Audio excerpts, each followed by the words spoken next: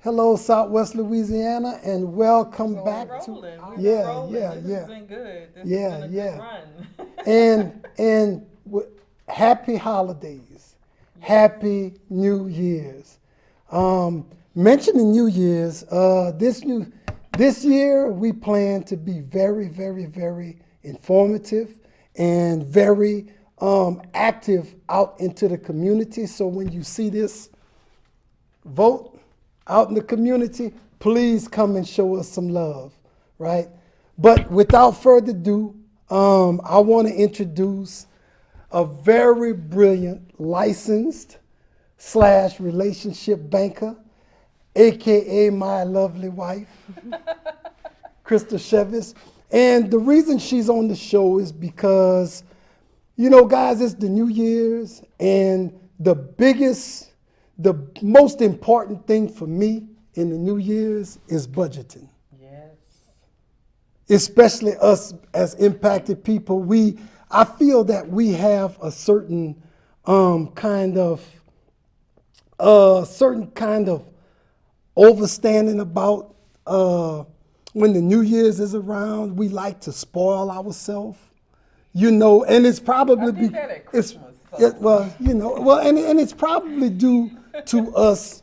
It's probably due to us pacifying ourselves because of all the war that we have to deal with, you know, throughout the previous year. Yeah, and we can tend to go a little bit overboard. Yeah. I'll speak for myself. Yeah. We tend to overspend, even though we may have a set budget. We sometimes go above that, and then come the new year, we're sitting around. We're in a pinch. Twiddling your thumbs. But it feels good. Help us out. How can, Crystal, how can we stay on course of a budget, especially, you know, coming off the holidays? How do we get back into the swing of things and get our budget back to where it needs to be? Right. So budgeting is key for any individual or a couple to kind of get started, get the new year kicked off right. Whether you do it digitally, like on your phone, on an app, or if you like, you know, pen and pad, you need to budget for your needs versus your wants. And we always start off with at least 3 categories. Your needs are going to be all your things like utilities, rent, mortgage, auto, home, and then you're going to have, of course, your wants. That's going to be going out, going to the movies, eating out, maybe a few designer pieces or things like that. Your Netflix, your little luxuries. And then, of course, saving or investing. And a lot of us, you know, we forget that column, or we don't fund it enough. So we do have a general rule of thumb, kind of like 50, 30, 20. So 50% of your needs, or 50% of your income is probably going to be spent towards your needs, meaning those basic survival. Yes. The other 30% you can look at, we look to say, like we said, Netflix, streaming, cable, internet, Wi-Fi, things like that. And then 20% is ideal if you can to save or invest. Right. 50, 30, 20. 50, 30, I have to 20. remember that. 50, Nobody 30, ever 20. taught me that. So this is the first time that I'm hearing this. Yeah. 50, 30, 20. 20. Or that 30 can even be spent repaying debt. Okay. Yeah. So that 30, if not, if you ideally you want to pay off your debt before you go look to those luxury items, or even taking trips, planning trips. If you have some high interest debt, credit cards, things like that, you want to try to get those paid off first. Then before you start, treating yourself to those things. It takes a little self-awareness, and self-restraint, or a lot in that case. But that's ideal. Yeah. So one of our neighbors, you want to tell them about what the neighbor showed us about her project for saving, the little strategy that she has. I thought it was so cute. Yeah, so now you may have seen it too, like on TikTok and Instagram. They have these budgeting books or budgeting binders, and it's a savings. So hers, in instance, is 100 days. So for every day, you save that amount of money. Okay. On day one, it's $1. I was asking about that recently. I can't remember. You can get them off of Amazon, I'm sure, or like the TikTok shop. You can even make your own, because essentially all they are envelopes with dollar figures on them. If you do 1 to 100 and you put that amount of cash in each, you'll have $5,000 saved by the end of the year. In 100 days. What? In 100 days, if you put $1, $2, $3 in each envelope, and you do it, essentially you'll have, I think it's $5,050. Wow. Yeah. Now, of course, you I can. gotta work on that. Yeah, now of course you can. Some places I want to go. Yeah, you can slim it down if you want to span it out over the year, and maybe you can do $20 here or $20 a week, $20 a day, and stretch it out like that. But so now her son is involved, so she's teaching the kids how to save, and that's really what we have to do, as Marcus said, right? Impacted people, we have to start new traditions. Yes, yes, I love that. Yeah. To do it as a family. Right, right. Make it fun, Like, and you don't even realize you're learning. You're Saving being towards your vacation at vacation. 'Cause, hey, if some folks want to go to Disney World or Disneyland or some of these other places people like to go to for vacations, if you have a family who's conscious, entire family that's conscious about putting money into the savings. Yeah. And that's just the that's beginning. beautiful. That's just the beginning, because from that seed, you start learning, and it's not foreign or scary for you to adopt new methods of saving when people introduce them to you. So that's a good way to start the new year. Yeah. Forming new habits. Yeah. So one of my questions is, all right, so one of the biggest times for us is income tax. Oh yeah. Income right tax around time. the corner. What would you suggest people do to either preserve or utilize their refund in the most beneficial way possible? What are some of the tactics? So some of the common things you can do to either get ahead or play catch up if you have to recover from all the spending during the holidays and travel, stuff like that. Build your emergency fund. Most Americans, probably 60%, 70% of Americans, do not have an emergency fund of $1,000 in it. Meaning, if they had an emergency or an expense, they could not cover that. They don't have $1,000 saved up. Ideally, in your savings or your emergency fund, you'd want at least 3 months of living expenses. Okay. So that would be the first step. And by living expenses, I mean if it costs you $1,500 to live, rent, groceries, and your few utilities or maybe childcare, then you should multiply that number by 3. So you should have always in your savings account at least $4,500. You should have 3 months of living expenses, ideally. That's for contingency. Yes, for contingency. That's just a standard. Right. Okay.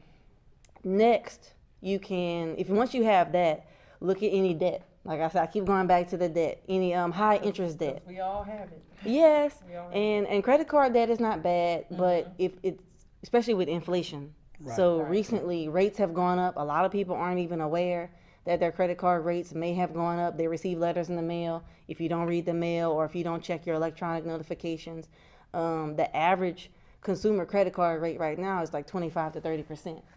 Meaning, if you're not paying that balance off month to month, and you're not in some type of promotional period where there's no interest, or no APR, any balance that rolls over, they're charging 25 upwards of 30% on that debt. So high interest, you definitely want to try to take care of that first. And then lastly, if you don't have any debt, put that money towards a new skill. Invest in yourself.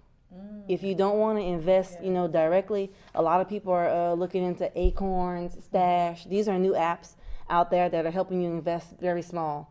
Acorns, I think, helps you invest the change. The change every time you After go to you the make a store. purchase, say if you spend like $3.29, it'll invest the difference automatically. You have it set to do that in the app. It'll invest the difference for you. Oh, okay. Stash, think you can do $5 a week, like every time you get paid, or $5 a day. And you can set up different accounts. All you do, most of them, you just take a quiz, and it'll ask you. It'll make a portfolio based on your preference. Maybe when you want to retire, something like that. It doesn't have to be that hard. Or invest in a class. Maybe you like to do lashes, or maybe you want to do makeup. Invest in a certification. That way you can be licensed and earn some extra money. Have a side hustle that may one day turn into a business. Or invest in your children. Do they have interest? Do they like to paint? Do they like music? Do they like games? Right. Because it's not always about monetary. A lot No. of times it's about mental. Yeah. About mental. So something that we spoke on a while back was a good investment would be life insurance. Yeah. Everyone What you think of that? everyone should have life insurance. You literally can't afford to not have life insurance, some form. At least the bare minimum, burial. So, because that's a burden you don't want to have on, on family and friends when that time comes. Because it's not if, but it is when. Yeah, well, my partner's family is dealing with that because his nephew passed unexpectedly, and he didn't have insurance. So now they're having to Put the set family up a funds together. GoFundMe, Yeah. sell plates, Plate lunches.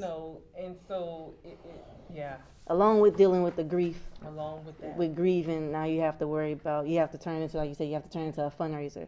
yes, Life insurance is best bought, the younger the better. The younger, the cheaper. If you can get it on your kids, obviously before any type of conditions or anything arise, it's locked in. And they can't do anything, they can't not pay. So ideally, you can get life insurance on your kids, a small $10,000 policy, probably for around $10 a month, starting out. 25,000, and then now they even have payoff. You can pay it off in 20 years. You don't even have to transfer that bill to them. So life insurance, definitely look into that for each member of your family. Like I said, the younger the better. And then, yeah. And speaking of life insurance, I just learned the other day that in the small print, that certain ways of, if someone dies a certain way, they can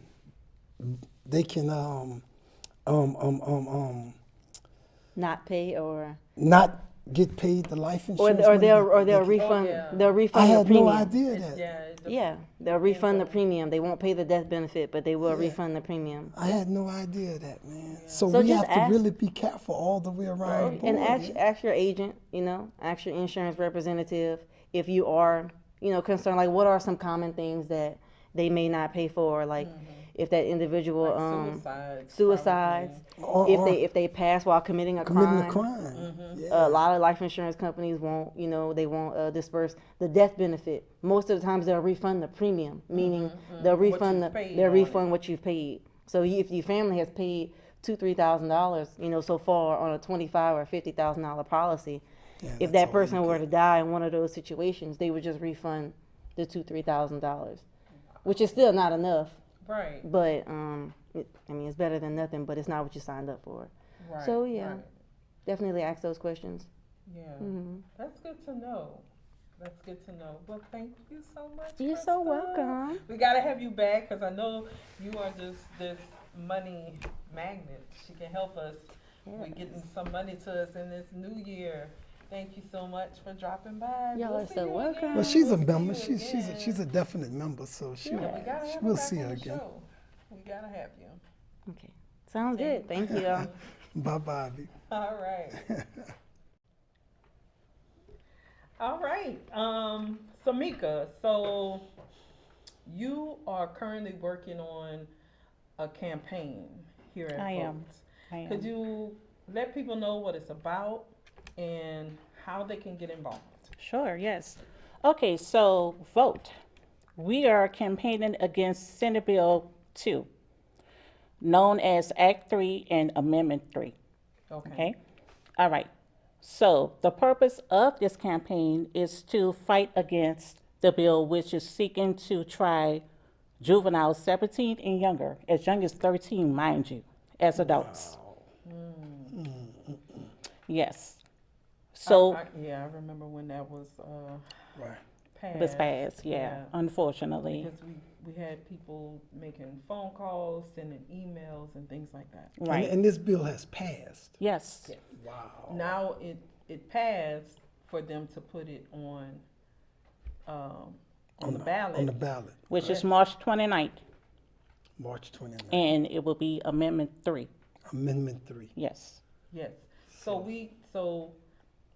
being that this is something that Vote has pretty much taken on, something that we're working on, trying to get the information out to the community. So we basically need folks who are interested and want to learn more about how to be a part of this campaign. You are more than welcome to come and attend our next monthly meeting, which is tomorrow. That's right, tomorrow, Thursday, January the 16th, at 102 Carmel Drive. Trended Spaces is the name of the building. And we're in Conference Room 108. yeah, So yes, the meeting is from 6 o'clock p.m. to 8 o'clock p.m. awesome. Please join us. Yeah, and we're not only will we be mentioning about the campaign, which I think is going to be very important, but we'll also have some other guest speakers over there to help us kind of push our way through this new year healthy, right?